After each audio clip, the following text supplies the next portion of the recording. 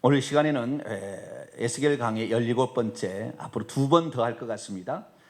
그리고 마지막에 1시간은 전체적인 것을 한번 조감하는 시간을 가져서 20번 정도 하면은 총 마칠 것 같습니다. 오늘은 에스겔서 17번째 시간입니다. 회복될 새 예루살렘의 성전에 대한 환상이란 제목으로 함께 말씀의 은혜를 나누기로 합니다.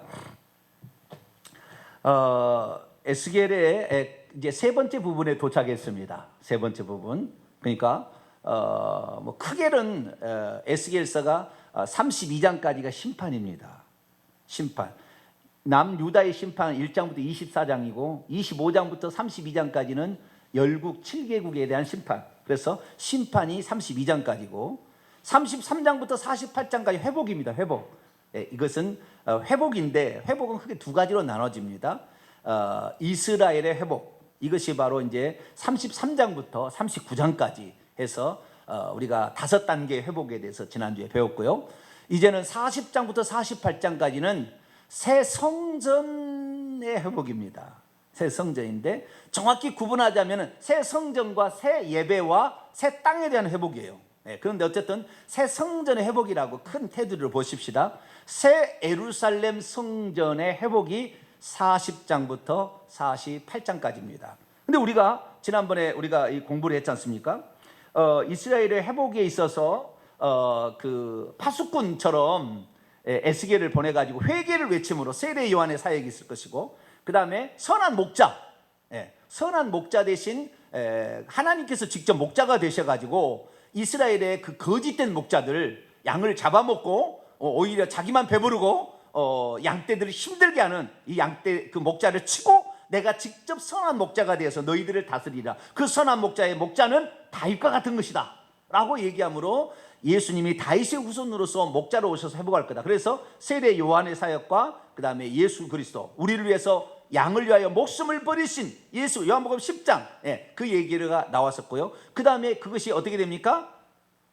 어떻게 회복이냐? 그 예수님이 구속하시고 가셔서 새 영을 우리 마음속에 집어넣어줘 가지고, 세 번째는 성령, 우리 속에 내주하시는 성령을 통한 회복을 또 예언하고 있어요. 에스겔 36장 예언하고 있죠. 그래서 그 성령께서 들어오셔서 우리를 회복할 거다. 그 다음에 2단계가 더 있었으니, 하나는 이제 예수님과 재림과 더불어서 같이 동참할 이스라엘의 군대, 에스겔 37장 에스겔 골짜기에 그 마린뼈 환상이 그 군대 환상이 되어서 하나님의 군대가 조성되는 것. 이것에 관하여 에스겔 37장에 우리가 얘기했고, 그 다음에 지난주에는 곡과 마곡과 전쟁, 마지막 예수님이 재림하셔서 악의 무리를 다 쳐다내는 곡과 마곡과 전쟁을 통하여 이것을 회복할 것이다. 그래서 이스라엘 민족이 온전히 회복되어 평안하게 살 때가 온다라는 것이 바로 이스라엘의 회복의 앞에 32장에서 39장까지 말씀이었습니다. 오늘은 이제 40장부터예요. 그래서 이 40장부터 나가게 되는데, 이 40장부터는 40장부터 43장 11절까지가 새 성전의 회복입니다. 따라서 해봅시다. 새 성전의 회복. 새 성전. 새 성전을 지금 파괴돼 버렸잖아요. 에스겔이 이스라엘이 멸망되기 5년 전에 바벨론의 포로로 잡혀가서 5년 뒤에 자기 마누라가 죽던 날 예루살렘 성이 파괴돼 버립니다. 성전이 파괴되는 거예요. 성도 파괴되고 성전도 파괴됩니다. 그 파괴된 성전을 하나님께서 다시 세워주신다. 어떻게? 이러이런. 그래서요, 천사를 하나를 하나님께서 보내가지고 그 천사가 에스겔을 데리고 가서 이 새로 조성될 그 새 예루살렘 성전의 곳곳을 이렇게 뭐라고 하지? 투어를 시켜줘요. 투어를 이렇게 데리고 다니면서 여기는 이거다, 이건 이거다. 그래서 동쪽 문으로부터 시작해서 북쪽 문으로 갔다 남쪽 문으로 갔다가 남쪽 안쪽 문으로 갔다 동쪽의 안쪽 뜰로 갔다가 북쪽의 안쪽 뜰로 갔다 밖으로 나서 세상에 갔다가 세상의 방에 갔다가 다시 동쪽 문으로 나오는 이 여정이 이제 40장부터 43장 11절까지입니다. 그 다음에 43장 12절을 한번 보세요. 43장 12절 한번 읽어볼까요? 시작. 성전의 법은 이러하니라. 산꼭대기 지점의 주인은 지극히 거룩하리라. 성전의 법은, 성전의 법. 그래서 성전에서 제사 드리는 새 예배법이, 새 제사법이죠. 새 제사는 이렇게 드리라. 제사장들은 이렇게 또 구별하라. 이런 것들이 이제 42장 12절부터 쭉 나가요. 어디까지 나가느냐? 47장 12절까지. 여기가 바로 뭐냐? 새 예배, 새 제사의 회복. 새 제사의 회복. 오늘날 말은 새 예배 회복이 되겠죠. 그리고 47장 13절부터는 새 땅의 회복입니다. 마지막 48장 끝까지는 48장 35절까지는 새 땅의 회복입니다. 새 땅의 회복. 꼭 새하늘과 새 땅이죠. 꼭 이사야서하고 똑같아요. 그 구성이 이사야서하고 얼마나 똑같은지 똑같습니다. 또 요한계시록하고 똑같고 우리 신약성경하고 똑같은 구조로 이렇게 돼 있어요. 그래서 새 하늘과 새 땅, 하나님이 거기에 계신다, 여호와 삼마 하고 끝나요. 그래서 이 에스겔서는 앞으로 3시간에 걸쳐서 하게 될 것이고, 마지막 시간에는 전체적인 조망을 하게 되는데 이것이 요한계시록과 어떤 관련이 있는지를 조금 더 제가 정리를 마지막에 해줄 거예요. 요한계시록의 상징적인 얼마나 많은 부분이 다 여기서 가져왔다라는 것을 비교하면서 한번 마치게 된다고 한다면 에스겔서 강의는 20개 강의로 마쳐지게 됩니다. 오늘은 이제 40장부터 42장 11절, 43장 11절까지 말씀을 오늘은 살펴보게 될 텐데요. 여기는 새 성전의 회복, 새 성전의 회복을 살펴보도록 하겠습니다. 성전은 이미 파괴되었습니다. 파괴된 지가 얼마나 됐느냐? 14년 됐어요. 몇 년 됐다고요? 14년이 됐습니다. 자, 40장 1절입니다. 같이 읽어보시죠. 시작. 우리가 사로잡힌 지 25째 해 성이 함락된 후는 14째 해 첫째 달 10째 날에 곧 그날에 여호와의 권능이 내게 임하여 나를 데리고 이스라엘 땅으로 가시되. 자, 언제 이 새 성전이 회복되는 환상을 보았느냐? 성이 함락, 예루살렘 성이 함락된 지 14째, 성전이 파괴된 지 14째 해 첫째 달입니다. 이것이 BC 572년이나 3년입니다. 572년이라는 데도 있고 3년이라는 데도 있는데요. 자우지간 계산을 이렇게 하다 보면 이렇게 약간 틀릴 수가 있어요. 572년이나 572년으로 봅시다. 572년이 바로 이 예루살렘 성이 함락된 지 14째 해예요. 그리고 우리가 사로잡힌 지, 이 바벨론 포로로 잡혀가는데 이 여호야킨 왕 때 잡혀갔잖아요. 그때 포로로 잡혀간 지로 친다고 한다면 25째 해, 25째 해 되던 해에 이 환상을 보게 됩니다. 자, 그러면 이 에스겔서는 좀 숫자가 좀 재밌는 숫자가 많이 나오는데 가장 재밌는 숫자가 25. 25가 자주 나와요. 에스겔서 8장을 한번 볼까요?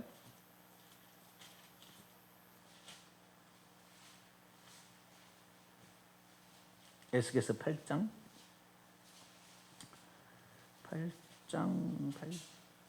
아니고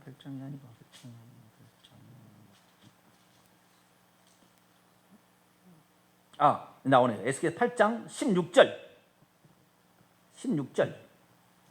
한번 읽어볼까요? 시작. 그가 또 나를 데리고 여호와의 성전 안뜰에 들어가시니라. 보라, 여호와의 성전 문 곧 현관과 제단 사이에서 약 25명이 여호와의 성전을 등지고 낫을 동쪽으로 향하여 동쪽 태양에게 예배하더라. 25명의 제사장들이 25명의 제사장들로 추정되는 사람들이 성전에서 하나님을 섬기지 아니하고 동방 태양신을 숭배하고 있더라는 거예요. 왜 25명일까요? 모르죠. 그냥 25명이라고 나오니까 25명? 뭐 그럴 수도 있겠다라고 이렇게 생각이 되는데요. 25명이라는 말이 나중에 또 나오는데 오늘 40장 1절에도 25째 해 이렇게 나오잖아요. 그렇죠? 그런데 48장에 가면은 2만 5천 척이 나와요. 2만 5천 척. 2만 5천 척. 2만 5천 척은 뭐냐? 그 이스라엘 나라의 그 땅을 측량을 할 때는 2만 5천 척입니다. 총 2만 5천 척. 2만 5천 척인데 2만 5천 척은 25가 많아진 거잖아요. 그죠? 25가 자주 등장하는데 25가 자주 등장하는 이유를 한번 생각을 해봤어요. 생각해 봤더니 25는 50의 절반이잖아요. 50은 뭐예요? 희년이야, 희년. 신년은 뭡니까? 자유와 해방의 해입니다. 네, 자유와 논도 밭도 돌려주는 것이고 종도 사람도 돌려주는 거예요. 노예 생활에서 풀어주는 겁니다. 그래서 그것의 절반이 찼다라고 얘기하므로 이제 해방과 자유의 때가 가까이 오고 있다라는 것을 말해주려면은 25가 등장하는 거예요. 25가.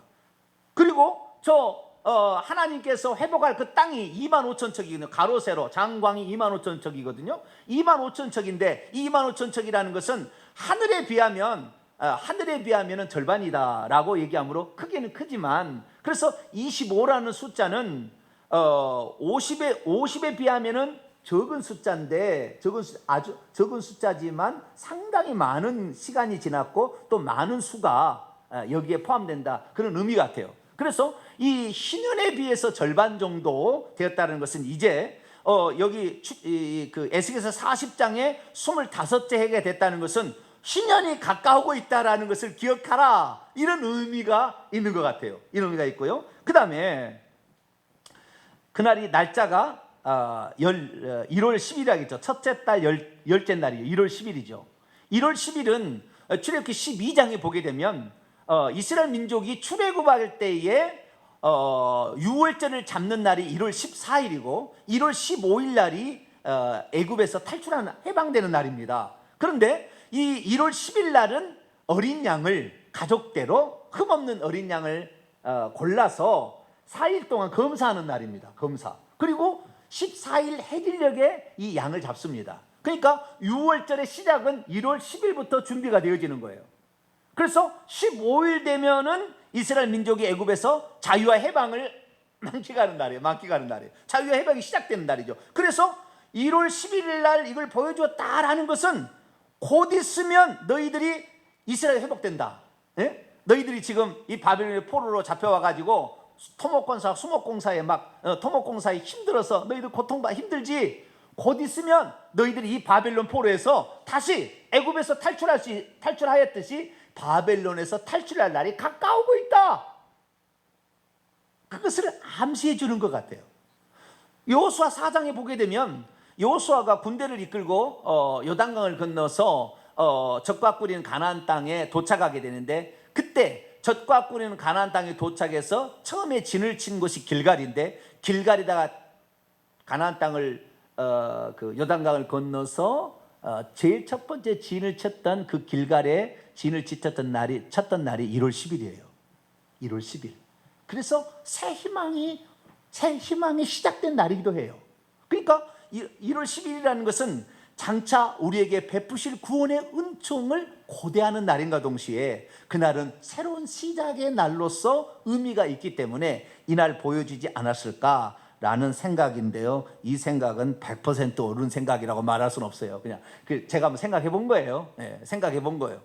어쨌든 하나님께서 어떤 날을 우리에게 말씀하실 때에 그 날에 의미가 없이 말하지는 않았을 수 있을 가능성이 많으니까, 즉 이렇지 않아도 상관은 없습니다. 자, 중요한 것은 하나님께서 에스겔에게 장차 이 파괴된 예루살렘 성이 파괴된 14년 되었는데 저것이 영영토록 저렇게 하는 것이 아니라 다시 거기에 성전이 세워지면 너희가 바벨론 포로에서 벗어나서 그 성전에 들어가서 너희가 살게 될 거다 라는 것을 예언해 주고 있는 거죠. 그래서 이 에스겔서 40장은 새 예루살렘 성전의 회복을 말해주고 있어요.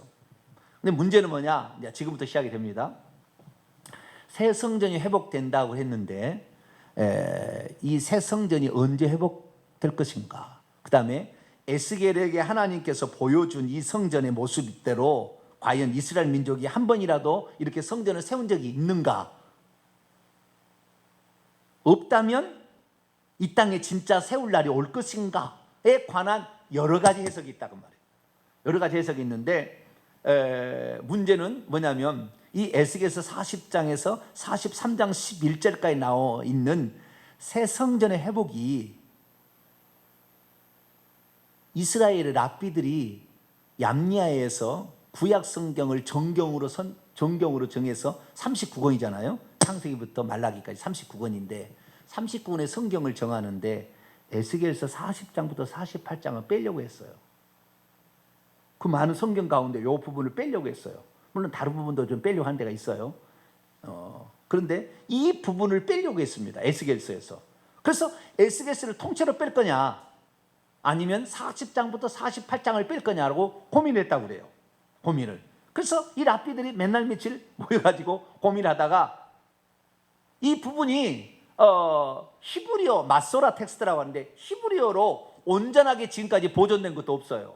그래서 우리가 가지고 있는 이 성경책에 40장에서 48장까지 숫자가 막 나오는데 그 숫자가 반드시 맞다고 말하기 어려워요. 지금 맞다고 어려우는 그런, 그러니까 지워지거나 없어지거나 막 그런 거예요. 그래서 이 부분을 또한 이 회복될 이 뭐 3회 성전이 나올까요? 이 성전이 있는데 이 성전의 모습이 진짜 이렇게 될 거냐? 불가능해요. 불가능해.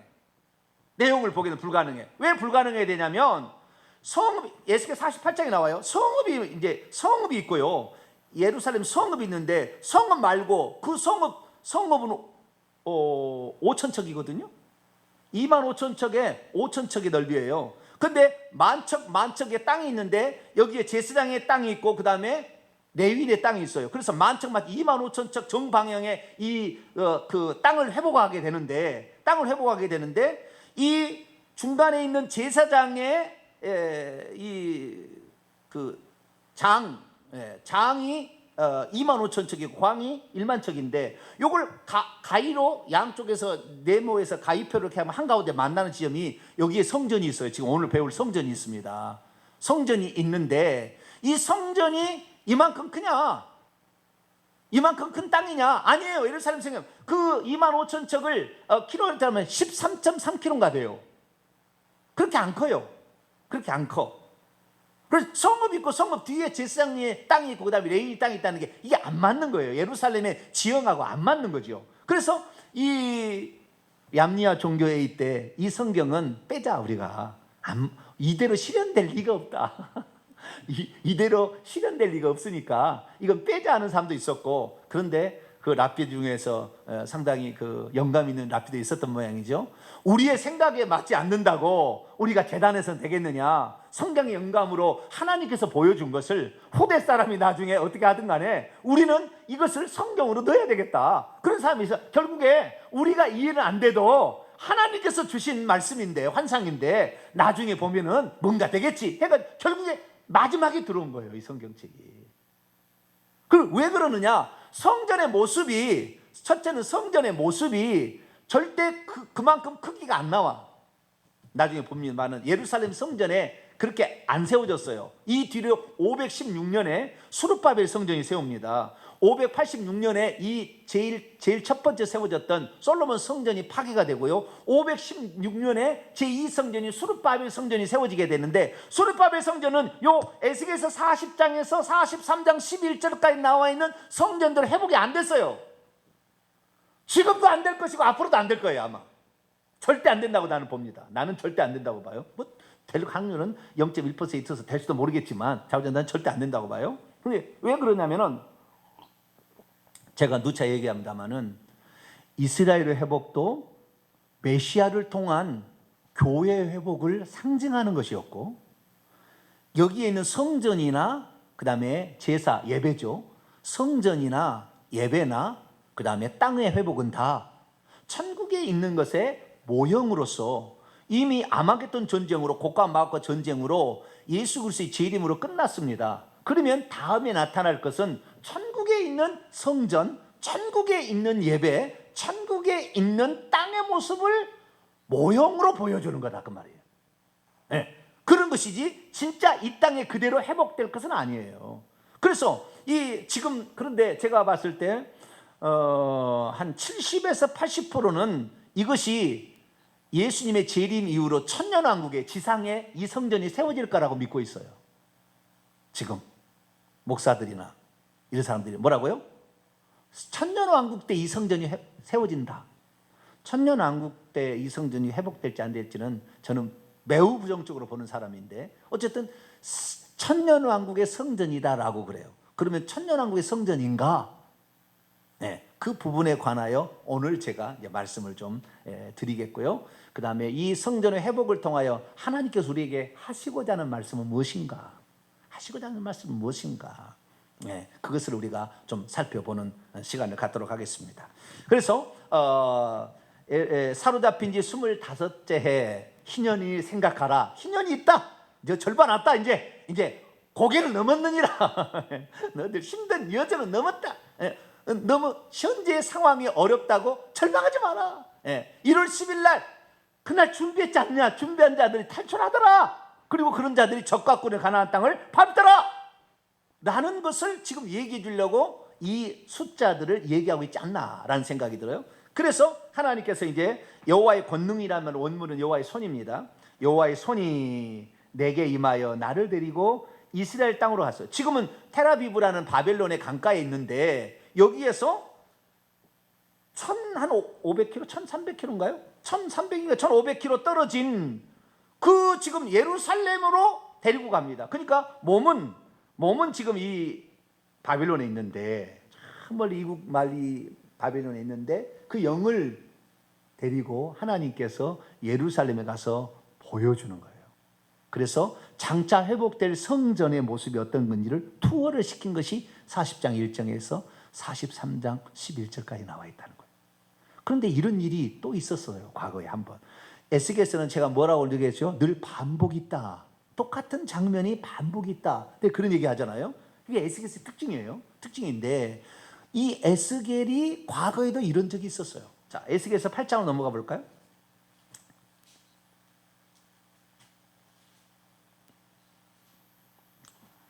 에스겔서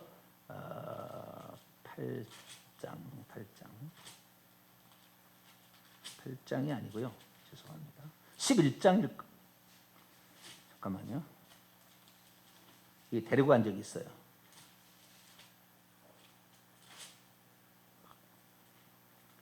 계속 에스겔서를 제가 공부를 했으면 팍팍 나올 텐데. 에스겔서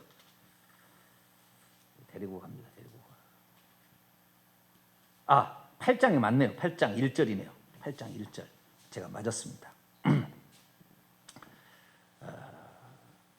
2절까지 읽어봅니다. 시작. 여섯째 해에 여섯째 달 초닷새에 나는 집에 있었고 유다인 장로들은 내 앞에 앉아 있는데 주 여호와의 권능 손이 거기서 내게 내리기로, 그리고 환상을 보는 거예요. 환상을. 주 여호와의 손이 또 내려와 가지고, 여섯째는 것은 시드기야 왕 통치 6년째입니다. 이때에 여호와의 손이 와가지고 자기를 데리고 가는데 어디로 데리고 가느냐? 3절 보세요.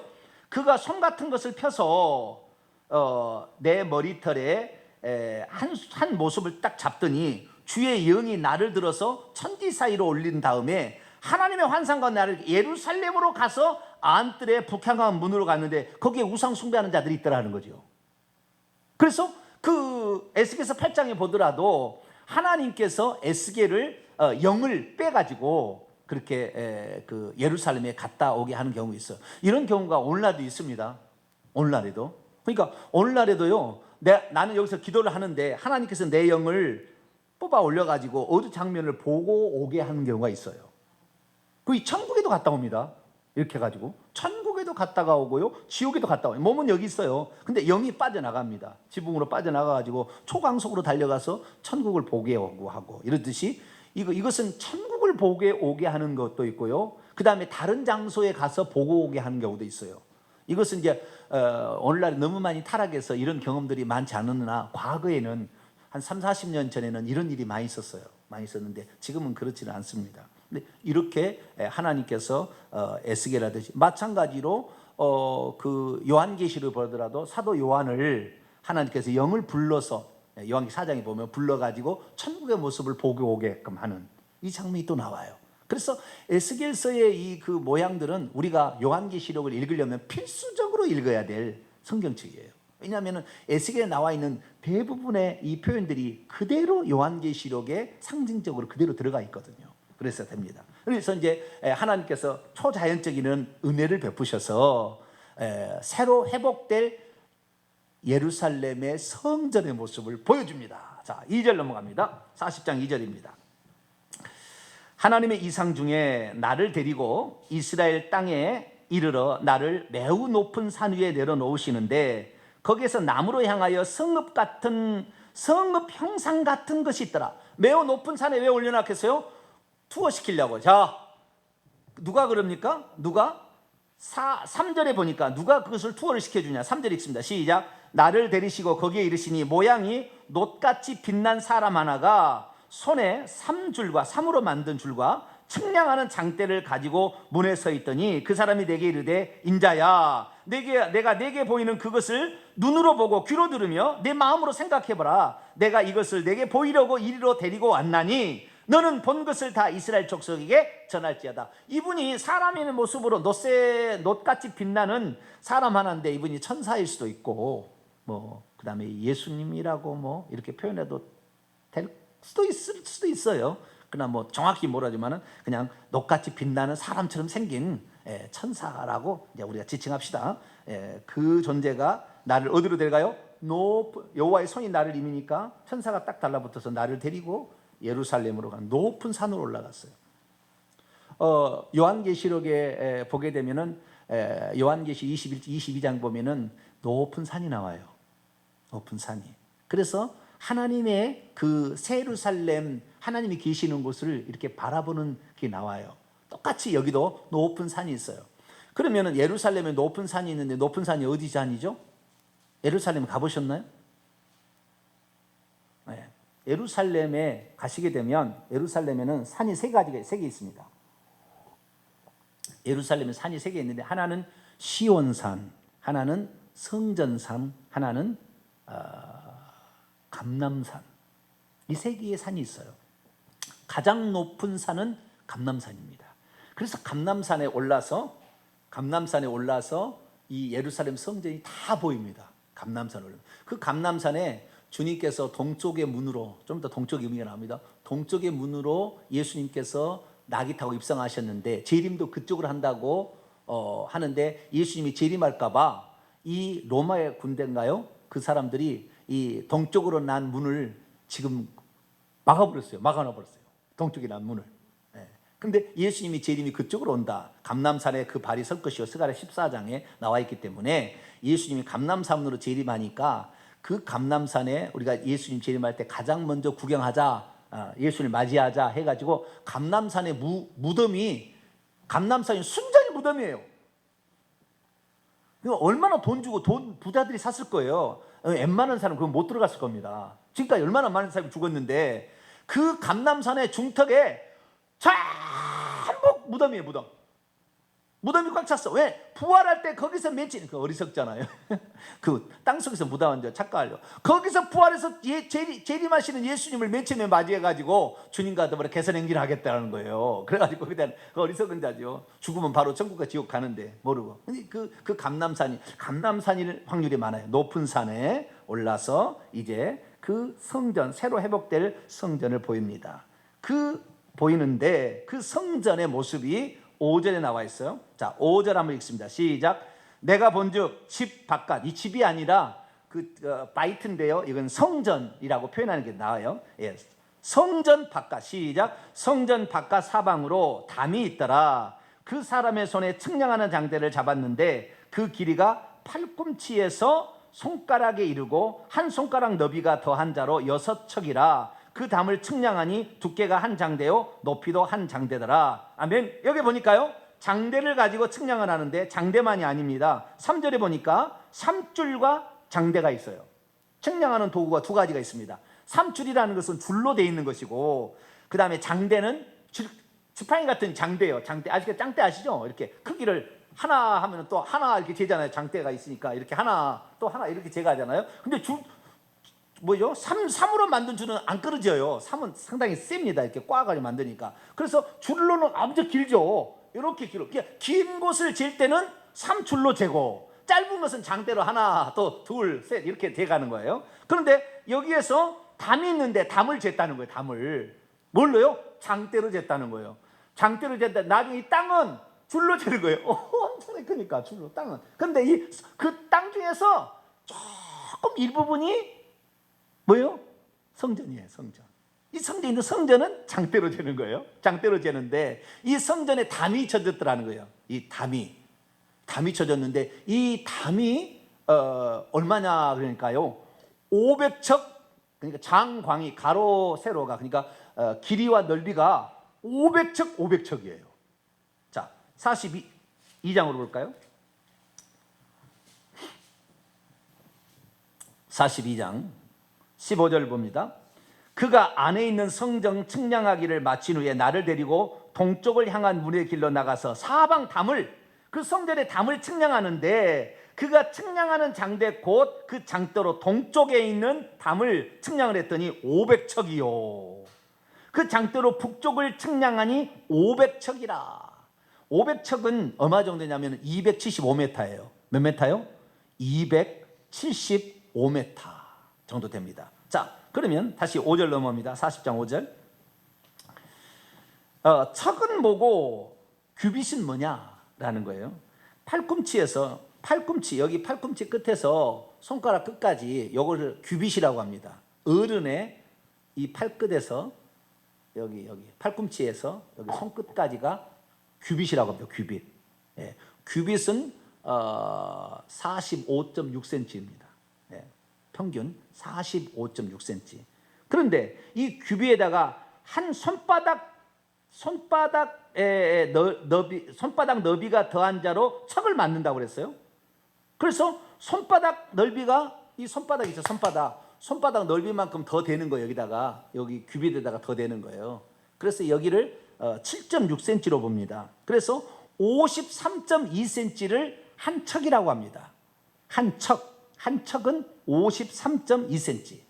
그래서 53.2cm에다가 500을 곱하게 되면 200, 아까 몇이라고 했죠? 75m가 500척입니다. 500척.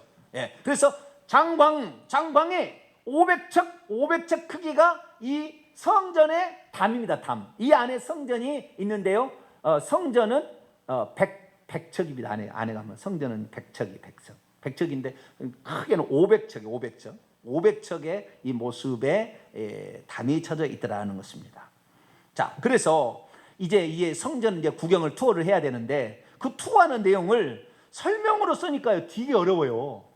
여러분 읽어보면 뭔 말인지 잘 몰라요. 저도 한참 읽었는데 뭔 말인지 몰라서 제가 그림을, 어떤 분이 설명해 준 게 있는데 잘 돼 있어서 그림을 제가 가져왔어요. 그림을. 여러분 그림을 봐보세요. 너무 멀어서 안 보이죠? 아래쪽을 먼저 봐봐요. 아래쪽. 오른쪽을 먼저 보시게 되면 여기에 바깥들 동문이라고 보이죠? 바깥들 동문에서 2번 쪽으로 올라가게 되면, 2번 쪽으로 요 우측으로 따라가게 되면은 바깥문 북문이 나오죠. 그러니까 동문에서 시작을 해가지고 북문으로 갑니다. 3번을 지나서 4번으로 하는 바깥쪽 남문으로 밑으로 내려오죠. 남문으로. 그렇죠. 예루살렘이 새 성전은 문이 이중 구조입니다. 그래서 바깥에서 들어가는 문이 있고요. 또 안에 들어가서 성전 안에 들어가려면 한 번 문이 또 하나 통과해야 돼요. 그래서 여러분 보세요. 여러분 보시게 되면은 이 크게 500척의 이 그 큰 성전에 담이 있는데, 담 안에, 이 안에 보면 또 하나의 담같이 돼 있는 게 있는데, 여기에 문이 또 3가지가 있어요. 여기 문이 3개가 있는데요. 자, 먼저 제가 설명해 드립니다. 동쪽에 문이 있고 북쪽에 문이 있고 남쪽에 문이 있는데, 서쪽에는 문이 없어요. 여기 서쪽이, 왼쪽이, 동쪽의 반대편이 서쪽인데, 여기에는 성전 뒤쪽에는 문이 없습니다. 그 다음에 안쪽에도 다시 문이 3가지가 있는데, 동쪽에도 있고 북쪽에도 있고 남쪽에도 있고 3개 문이 있죠. 그렇죠. 3개 문인데 여기도 서쪽에는 문이 없어요. 그러니까 성전이 이 서쪽 벽에가 붙여 있는 거예요. 그래서 북쪽에서 여기 남쪽이죠. 남쪽에서도 오고 북쪽에서도 오고 동쪽에서도 사람이 오는 거예요. 사람이 오는 것입니다. 사람이 오는 건데요. 자, 투어는 어떻게 시작이 되냐면은 1번을 지나서 2번은 북쪽으로 올라가 봅시다. 바깥문 북쪽에 올라갔고요. 내려와서 남쪽으로 갑니다. 그 다음에 안쪽 남문을 통과합니다. 그리고 안쪽 동문으로 들어갔다 6번입니다. 그 다음에 7번 안쪽 북문을 갔다가 그 다음에 지성소 성조에 들어갑니다. 지성소, 여기가 성전인데요. 성전에 들어갔다가 북문으로 나와서 제사장들의 방이 있는 곳으로 갔다가 동문으로 나와서 끝나는 거예요. 이것이 바로 40장부터 43장 11절까지의 투어였어요. 이렇게 투어를 하고 있습니다. 아시겠죠? 그러면서 이 부속 건물들과 문의 크기 이런 것들을 설명해 주고 있습니다. 그러니까 그렇게 이해를 먼저 하시면 되겠고요. 다시 그러면 우리가 여기에서 우리가 알아야 될 사항은 이 성전에 관한 이야기인데요. 이 성전은 어떻게 되어 있냐면은 갈수록 높아져요. 그러니까 외부에서 동쪽이나 북쪽이나 남쪽의 문을 통하여 들어가게 되는데 그 문을 통하게 되는데 그 문을 올라가는 데는 7개 계단이 있습니다. 층계가. 몇 개요? 7개의 계단이 있어요. 7개 계단을 지나야 3개 문, 서쪽 말고 3개 문을 통과해서 안으로 들어오게 됩니다. 안으로 들어오게 되면은 그 사방 벽에서 50척 크기의 박석이 깔린 땅이 통로가 있는 거예요. 통로가. 그래서 사람들이 걸어 다니는 거죠. 이 바깥쪽을 이 벽하고 붙어 있는 거예요. 50척이 이렇게 벽이 있는데요. 이 벽에는 그 돌로 돼 있는 그 오늘날로 말하면 타일 같은 이런 것을 깔아놨어요. 박석을 깔아놨어요. 그래서 흙도 안 묻죠. 거기는 흙을 안 묻게 이렇게 쭉 깔아난 이런 게 있습니다. 거기에서 이 동쪽 문으로 들어왔다고 칩시다. 동쪽 문으로 들어와서 안쪽에 있는 동쪽 문이 또 하나 있을 거 아닙니까? 안쪽에 있는 동쪽 문까지 가는데 100척입니다. 100척. 몇 척이라고요? 100척. 그리고 문이 얼마나 크냐면요. 문이 내가 이렇게 7층계를 올라와서 동쪽 문을 통과하는데 동쪽 문이 50척입니다. 몇 척이요? 50척이나 돼. 엄청 커요. 50척이 돼가지고요. 50척이 지나서 그 다음에 100척을 띄어서 안쪽 동쪽 문이 또 하나 있어요. 동쪽 문 안에 들어가면 거기에 번제단이 있고요. 더 안에 들어가면은 외소, 내소, 성소와 지성소가 거기에 있는 것입니다. 그래서 그 설명을 제가 요 위에 설명으로 잘 돼 있어요. 이제는 제가 설명을 듣고 보세요. 위에 그림을 보게 되면 박갈문 동문이라고 돼 있죠. 여기 보세요. 박갈문 동문. 이 동문의 위에 크게 보면 50척이라고 돼 있죠. 문간의 길이가 50척이다. 그 다음에 100척을 띄어서 안쪽에 동문이 있고요. 그 안에 번제단이 있고 그 안에 성전이 있더라. 이게 나와 있죠. 그 다음에 바깥쪽을 보세요. 동쪽 문을 보게 되면 박석이 깔린 땅이 있죠. 박석 깔린 땅이라고 왼쪽에 보면 박석 깔린 땅. 이게 벽에서부터 50척 사이인데요. 이 50척 가게 있고 그 다음에 이 담에는요. 한쪽 동쪽이나 서쪽이나 북쪽이나 방이 있어요. 방이 그 벽에가 붙어 있어요. 몇 개가 붙어 있냐? 벽마다 10개씩 붙어 있는데 좌우로 문을 중심으로 왼쪽에 5개 붙어 있고 문을 중심으로 오른쪽에가 5개가 붙어 있어요. 그래서 10개의 방이 있습니다. 방이. 그래서 동쪽에도 그렇고 또 북쪽에도 그렇고 남쪽에도 그렇고 서쪽은 없어요. 서쪽은 밋밋합니다. 서쪽 뒤에 성전 뒤에도 건물이 하나 있긴 있는데요. 그 건물은 어떤 용도로 쓰는지 성경에는 안 나왔어요. 그냥 보여주지 않은 겁니다. 그러나 그게 있는 거예요. 장차 우리가 천국에 가잖아요. 이 얘기가 왜 중요하냐면 장차 우리가 천국에 들어갈 거 아니에요. 제가 서두에서 무슨 얘기했냐면 이 지금 새로 회복될 이 성전과 그 다음에 제사와 그 다음에 땅은 천국의 것의 모형이다. 제가 처음에 그랬잖아요. 왜? 고가 마귀의 전쟁으로 세상이 끝났다 그 말이에요. 여기를 고가 마귀의 전쟁 다음에 진짜 지상에 천년왕국이 있다는 사람이 거의 다 믿기 때문에 사람들이 믿기 때문에 이 성전을 지상의 천년왕국 성전이다 이렇게 표현하는 사람이 있어요. 그래서 이게 지상에 세워질 제3의 성전, 1의 성전은 솔로몬, 2의 성전은 수르바벨 성전을 조금 더 확장해서 개축한 것이 헤롯 대왕입니다. 헤롯 대왕.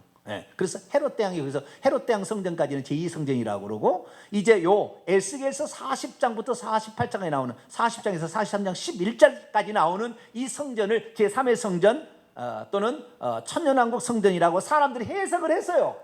해석을 했으나 이 해석은 맞지 않을 거다. 그럴 만한 땅도 없고 그럴 수 있는 형편이 안 됩니다. 좌우지간. 그래서 이 얌리아 종교회의 때 랍비들이 이것이 진짜 이루어지지 않을 것 같다. 근데 굳이 성경에 넣을 필요가 있느냐 이런 식이었어요. 그러나 이게 들어간 건 뭡니까? 이거 다 영적인 해석이라 그러면 영적인 해석이라. 자, 그러면 하나님이 계신 곳으로 가는데 어떻게 가느냐? 자, 외부에서 동쪽 문으로 올라갈 때 7개의 층계로 올라간다겠죠. 그래서 안으로 문이 50척에다 그다음 100척을 지나서 또 안쪽 문이 50척짜리 문이 있는데 그 문을 올라갈 때 이번에는 8개의 계단을 또 올라갑니다. 몇 개요? 8개. 8개의 층계를 타고 올라갑니다. 층계를 올라가서 간 다음에 성소와 지성소가 있잖아요. 거기 올라갈 때는 우리 여기 마소라 텍스트는 안 나오지만 70인역을 보게 되면 10개의 또 층이 있다고 그래요. 지성소 성소 그 건물에는 또 몇 개가 층이 있다고요? 10개 층이 있다고 나와요. 분명하지 않아요. 그래서 추정을 이렇게 하는 겁니다. 그러면 7개에다 8개 하면 몇 개죠? 7개, 8개 15인가요? 거기다 10개를 합치면 25. 또 25 또 나오죠. 신기해. 요한계시가 아니라 이 에스겔서에는 25이란 말이 맨날 나와. 이건 뭐예요? 희년이 가까웠다. 너희들 진짜가. 그러니까 희년이라는 것은 완전한 것이고 25년은 이제 가까웠다는 것이니까 하나님의 완전한 것에 대한 모형으로서 이 땅에 세워진 것이다 라는 것이기 때문에 과도기 성전. 그래서 이 과도기 성전은 결국에 영적으로 교회를 의미하는 거예요. 왜? 고린도서 3장 16절에 하나님의 성령이 너희 안에 계시는 것과 너희가 하나님의 성전인 것을 알지 못하느냐. 그래서 이 성전의 과도기는 이 교회예요. 교회. 그래서 천국의 모형을 그대로, 천국의 것을 그대로 가져옴과 동시에 이 땅의 것, 이 땅의 육신이잖아요. 우리가 이 땅에 흙으로 된 육신이다 그 말이에요. 이게 이 땅의 것도 있으면서 하늘의 성령도 모시게 된, 그것이 같이 아주 조화롭게 이루어지는 불완전하면서도 완전한, 이게 뭐예요? 교회. 어떤 사람은 그래. 교회가 형편이 없대. 너무 타락했대. 그래서 교회를 떠나야 되는데, 개인 예배를 드려야 되는데. 맞아요? 틀려요? 맞아요? 틀려요? 교회 생활 할 필요가 없대. 그냥 집에서 유튜브 보고 그냥 집에서 그냥 예배 드리고 이렇게 하면 된대요. 절대 그렇지 않습니다. 그것이 사탄이 교회를 파괴하는 마지막 전략이에요. 절대 그렇게 하면 안 돼요. 모이기를 피하는 어떤 사람의 습관을 따르지 말라. 그날이 가까움을 볼수록 더욱 그리하라. 히브리서 기자가 그렇게 얘기를 했잖아요. 우리는 이 부족하고 조금 흠이 있지만 교회 생활을 해야 되는 거예요. 좀 흠이 있어요. 없을 수 없어요. 왜?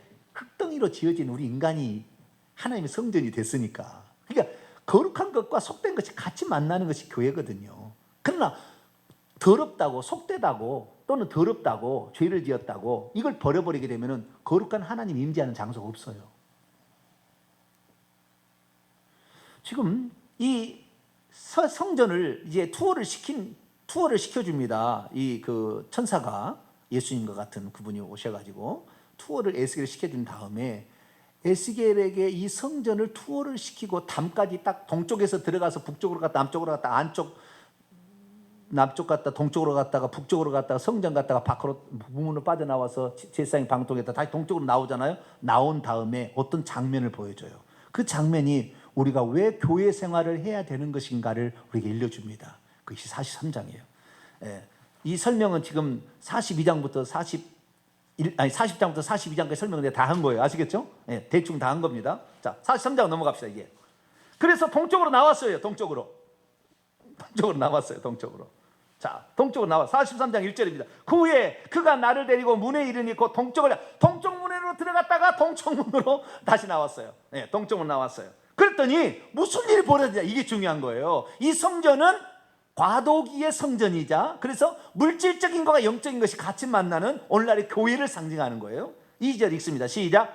이스라엘의 영광이 동쪽에서부터 오는데 하나님의 음성이 많은 물소리와 같고 땅은 그 영광으로 말미암아 빛나니. 요한계시록에도 하나님의 음성을 많은 물소리라고 나와요. 그대로 나옵니다. 근데 그 하나님의 음성이 나는데요, 하나님의 영광이, 그 빛입니다. 빛. 하나님의 영광이 동쪽으로부터 온다는 거예요. 그 동쪽으로 들어온다는 거예요. 동쪽으로 들어와요. 3절. 그 모양이 내가 본 환상 곧 전에 성읍을 멸하러 올 때에 보던 환상과 똑같더라. 그 발 강가에서 보던 환상과도 같기로 내가 곧 얼굴을 땅에 대고 엎드렸더니 여호와의 영광이 동문을 통하여 성전 안으로 들어가고 영이 나를 들어데리고 안뜰에 들어가기로 내가 보니 여호와의 영광이 성전에 가득하였더라. 자, 에스겔 40 지금 43장인데요. 에스겔 11장으로 가볼까요? 여호와의 영광이 성전을 빠져나갈 때가 있었어요. 그리고 이스라엘이 멸망합니다. 에스겔 11장.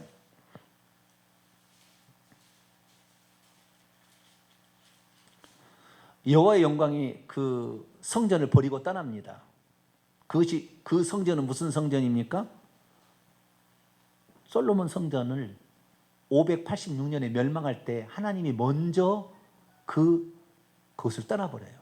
여러분, 우리 교회가 하나님의 성령이 없다, 그 성령이 떠났다, 교회가 아닌 거예요. 그건 친교 모임이에요. 하나님이 거기에 임재해 계셔야 돼요. 하나님께서 예루살렘 성을 바벨론에 붙여가지고 멸망시킬 때 먼저 떠나십니다. 자, 22절 에스겔서 11장 22절부터 24절까지 읽어보죠. 시작. 그때에 그룹들이 날개를 드는데 바퀴도 그 곁에 있고 이스라엘 하나님의 영광도 그 위에 덮였더니 여호와의 영광이 성읍 가운데서부터 올라가 성읍 동쪽 산에 이르고 주의 영이 나를 들어 하나님의 영의 환상 중에 데리고 갈대아에 있는 사로잡힌 자 중에 이르더니 내가 본 환상이 나를 떠나 올라가는지라. 23절 보니까 여호와의 영광이 성읍 가운데서 올라가서 동쪽 산에로 올라갔다. 이 동쪽 산이 감람산입니다. 높은 산이에요. 높은 산으로 올라가. 다시 그 산으로, 그 산에서부터 이 새 성전이 지어지니까, 그 새 성전을 투어를 먼저 시킨 다음에 지어지니까 여호와의 영광이 동쪽 문으로 안으로 들어오더라라는 거예요. 그러니까 이스라엘 민족이 BC 586년에 멸망당하기 전에, 직전에 여호와의 성전, 여호와가 이스라엘을 버린 거예요. 그렇잖아요. 나는 이 반역의 도시를 다시는 나는 되돌릴 수 있도록. 그래서 회개하라고 외치면 회개할까 봐 에스겔 입도 닫아버리죠. 자꾸 입천장이 붙여가지고 회개도 외치지 못하게 하잖아요. 나는 이미 결정했다. 왜? 이들이 반역하고 오홀라와 오홀리바바 해서 온통 음행, 유방을 드러내고 뭐 했다고 막 그 표현을 하잖아요. 다른 신을 섬기며 나를 버렸던 그를 나는 가만두지 않겠다. 그래서 하나님께서 그 성전을 떠나버리시는 거예요. 그러다가 이 새 성전이 지어지니까 그 안에 들어오는 거예요. 근데 이 성전은 온전한 성전은 아니죠. 완전한, 천국에 가야 완전한 성전이고, 이 땅에 세워진 성전은 교회의 성전이죠.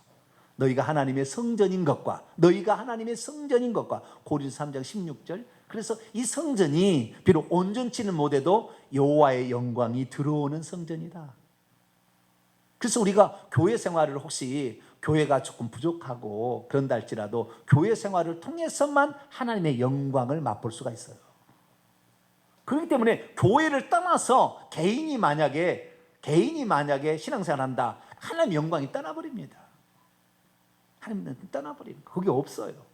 우리는 그래서 설령 교회가 좀 타락하고 부패한 면이 있다 할지라도 교회가 거룩해지도록, 주의 종이 바로 설 수 있도록 제사장의 역할이 아주 중요한데, 제사장 역할이 다음 시간에 배울 거예요. 새 제사 예배에 관하여 나올 겁니다. 이 제사장이 어떤 존재해야 되고 어떻게 살아야 되고, 심지어 결혼까지 어떻게 해야 돼, 다 하나님 지정해줘요. 너는 이렇게 해야 된다. 새로 지어진 성전에서 제사를 드리는 제사장은 이런 삶을 살아야 된다. 아예 하나님이 딱 규정을 해줘요. 그러니까 얼마나 제사장이 중요한지 몰라요.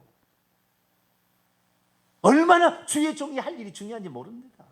그 교회가 죽고 사느냐는 거기에 달려있다고도 과언이 아닐 정도예요. 그래서 하나님의 영광이 그 안에 들어오게 되는 거죠. 들어오게 되는데, 잘 보세요. 자, 6절 봐봐요. 43장 6절 7절 보면은 놀라운 이야기가 하나 기록되어 있습니다. 43장 6절 7절입니다. 시작. 성전에서 내게 하는 말을 내가 듣고 있을 때 어떤 사람이 내 곁에 서 있는지라. 어떤 사람은 누군지 모르고 사람 같은 거예요. 그런데 그가 뭐라고 했냐면 7절 시작. 그가 내게 이르시되 인자야, 이는 내 보좌의 처소, 내 발을 두는 처소, 내가 이스라엘 족속 가운데 영원히 있을 것이라. 자, 그 성전에 여호와의 영광이 가득해서 성전에 들어왔더니 성전에는 어떤 사람이 나타났어요. 예수님을 의미하겠죠. 사람이니까. 하나님이 보이는 것으로 나타나면 예수님이잖아요. 그러니까 예수님이라고 추정되는, 구약의 예수님이라고 해야 되겠죠. 이 추정된 분이 뭐라고 하냐면, 이는 내 보좌의 처소다. 내 발을 두는 처소다. 내가 영원히 있을 것이다. 이렇게 얘기했다고 말이에요. 그런데 교회를 등져요? 자, 여기 보게 되면은 우리가 다 살펴보진 않았습니다. 다시 이 그림을 보세요. 그림을 보게 되면 이 동쪽 문을, 바깥문이죠. 바깥문을 통해 50척을 지나서 100척을 지나서 안쪽에 다시 50척의 안쪽 동문을 통과하면, 안에 들어가면 제단이 있습니다. 번제단이 있어요. 그 제단을 통과하면 그 안에 성전이 있거든요. 성전 안에 외소와 내소가 있습니다. 뭐가 있다고요?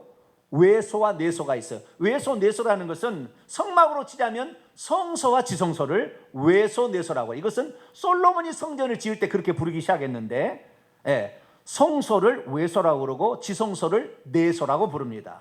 외소와 내소가 있는데, 외소라는 성소에는 7 금촛대가 있고 분향단이 있고 떡상이 있었죠. 그 다음에 둘째 회장을 열고 들어가게 되면, 성막에 들어가면 안에가 법궤가 있었죠. 내소에가 법궤가 있었다 그 말이에요. 그런데 에스겔서의 새 성전에는 과연 그런 것이 있을까?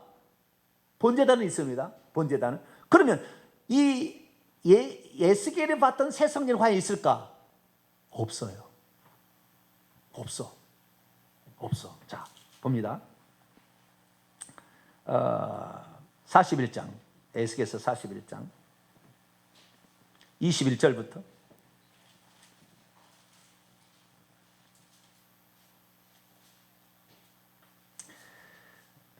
21절부터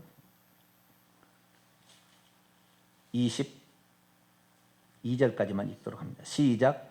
외전 문설주는 네모졌고 내전 전면에 있는 양식은 이러하니 곧 나무 제단의 높이는 3척이요 길이는 2척이며 그 모퉁이와 염과 면을 다 나무로 만들었더라. 그가 내게 이르되 이는 여호와 앞에 상이라 하더라. 외소에 7 금촛대와 분향단과 떡상이 있어야 되는데, 제단이 하나 있는, 제단 같으면 그 분향단하고 비슷하잖아요. 근데 그것을 아무것도 없이 나무만 상이 하나 있는데, 제단이라고 돼 있지만 상밖에 없대요. 여호와의 상. 그 떡상 같기도 하고요. 그렇죠? 그런데 그거 위에는 없어요. 거기다 뭔가를 올려놓을 것 같은 느낌이 들어요. 거기다가. 그런데 여기에는 3가지가 없어요. 자, 금촛대는 뭡니까? 성령의 기름 부음이고, 그 다음에 분향단은 기도고, 그 다음에 떡상은 예수님의 말씀이죠. 이게 없다라는 것은 무엇입니까? 이미 예수 그리스도를 예표하는 것이었는데 예수님이 오심으로 말미암아 이것들은 이미 실현돼 버렸어요. 실현돼 버렸다는 것은 무슨 말이냐면은, 이것은 천국의 내 모형이라고 그랬잖아요. 천국에서는 기도를 할 필요가 없죠. 말씀은 이미 다 있는 것이고, 성령도 이미 존재하는 거니까 굳이 표현하지 않아도 되는 겁니다. 이게 표현하지 않아도 되는 거예요. 우리는 지금 과도기에 있잖아요. 과도기에. 그래서 상은 놓여 있어요. 상은. 거기에 무엇이 놓일지 모르지만 우리가 어떤 말씀을 듣느냐에 따라서 우리가 어떻게 조성이 되는 거예요. 이것은 기도의 제단이 될 수도 있고 떡상이 될 수 있어요. 기도와 말씀이 이 지금 과도기에 있는 교회에 아주 중요한데, 제사장이 어떻게 거기를 차려놓느냐에 따라서 이 상은 풍성하기도 하고 이 상은 없는 상이 되기도 합니다. 어떤 사람은 그래요. 교회 다 똑같은데 무슨 교회에 뭐 아무 교회라도 나가면 되지. 그 사람 그렇게 가셔야 돼요. 뭐 어쩔 수 없죠. 뭐 나는 그렇게 살겠다는데 뭐 누가 뭐라 할 수는 없어요. 그러나 나는 진리의 말씀을 붙잡고 이 마지막 시대에 내가 정결한 처녀로서 이 회개를 통해서 오늘도 죽으면 천국 갈 수 있는 준비를 할 수 있겠다라는 준비시켜주는 그 주의 종이 차려는 기도와 말씀을, 이걸 붙잡고 가겠다. 그런 사람은 이 마지막 성전인 이 제3의 성전은 교회인데, 이 성전이 그들의 생명을 유지시켜주고 거기에 여호와의 영광이 있더라 이거예요. 여기에 여호와의 영광이 있고 여기에 하나님이 쳐서. 그리고요, 신비한 건 뭐냐면 이제 천국에 가잖아요. 우리가 천국에 가게 되면 천국은 여기하고 비슷합니다. 이제 요한계시록 다 설명하겠지만 천국은 네모나게 똑같이 있는, 거기는 500척 500척이 아니고 거기는 12,000 스타디온 12,000 스타디온이에요. 그런데 이 여기에 그 문이 동서남북이 다 있습니다. 여기는 서쪽에도 있어요. 그래서 세계지파 세계지파인데 이것은 나중에 땅을 나중에 볼 때 땅을 그 얘기할 때 그 얘기는 나옵니다. 분배를 할 때는 땅은 세계지파 이렇게 하고 그래요. 그렇게 하는데 천국의 중심은 하나님의 이 성전인데 이 성전의 중심은 하나님의 보좌예요. 보좌. 하나님 보좌. 하나님 보좌에 높이 들린 보좌 위에 앉아 계시고 두 둘레에 24장로가, 내가 이제 하나님이라고 칩시다. 여기 보좌예요. 그럼 내가 보좌에 딱 이렇게 앉아 있잖아요. 그러면 오른쪽에 보좌가 있고 왼쪽에 보좌 있지 않아요? 이거 지금 천주교에서 만들어낸 가짜예요. 보좌 있잖아요. 세 개 보좌 있잖아요. 보좌는 한 개예요. 보좌 한 개 있고 그 다음에 저 한 9시 방향에서 요 3시 방향까지 비스듬하게 12개 보좌가 놓여 있습니다. 뒤로 한참 떨어져서 뒤로 이렇게 놓여 있고 저 앞에 성도들이 와서 예배를 드립니다. 저 앞에 성도들이 다 이제 천국은 큰 우산 그 뒤에 있고 성도들이 와서 예배를 드리는데 천국에 가시면 돼요. 그리고 딱 이렇게 있어요. 뒤는 서쪽입니다. 뒤는 서쪽이고요. 앞은 동쪽이고 우측이 남쪽, 왼쪽이 북쪽이에요. 이렇게 했는데 이 하나님의 성전의 보좌도 이 서쪽으로 치우쳐 있어요. 그래서 모든 성도들이 오는데 뒤에도 올 수는 있습니다. 와서 들어오긴 들어옵니다. 그러나 이 하나님께서 이게 딱 있는데 이 새 성전의 특징은 뭐냐? 하나님의 보좌가 없고 하나님의 보좌가 없고 여기 보면은 다시 들어옵니다. 성전 자체를 내 보좌라고 얘기하고 있어요. 하나님이 앉아 계시는 임재의 장소를 성전 자체라고 얘기하는 거예요. 우리가 교회로 모일 때에 하나님께서 거기에 임재하신다. 그러니까 우리가 교회를 왜 소중히 여겨야 되느냐? 왜 교회를 내 목숨처럼 아끼며 사랑해야 되느냐? 하나님이 교회를 내 보좌라고 생각한다고 해요. 이 땅에서는 하나님의 보좌가 하나님 앉아 계시고 하나님이 와 계시는 장소가 어디냐? 교회다. 그래서 우리는 교회를 거룩하게 하기 위해서 주의 종이 철저하게 은혜하셔야 되고요. 교회를 거룩하고 나눠야 돼요. 자, 42장 20절을 보세요. 그 담이 있잖아요. 그 성전에 담이 있는데 500척 담이 있는데 그 담은 거룩한 것과 속된 것을 구별하기 위해 있더라. 교회 안에 세속적인 것이 들어오면 안 돼요. 담을 쳐야 돼, 담을. 여기 안에 세속적인 것이 다 들어와서 세속적인 문화, 무슨 쇼를 하거나 뭐 보여주기 위해서 뭐 장난을 치거나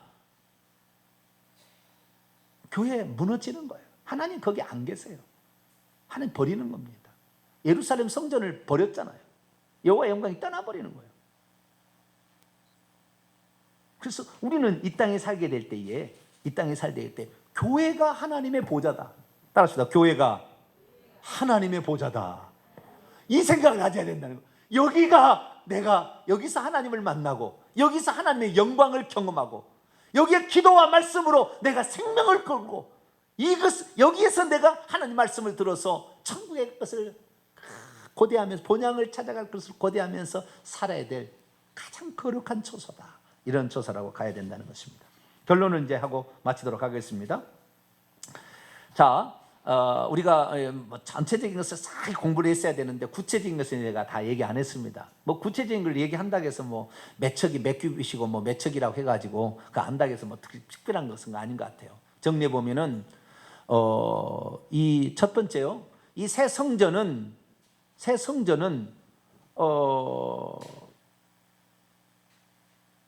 성막에 비해서 크기를 잰다고 한다면 성막은 규빗이 100규빗, 500규빗이잖아요.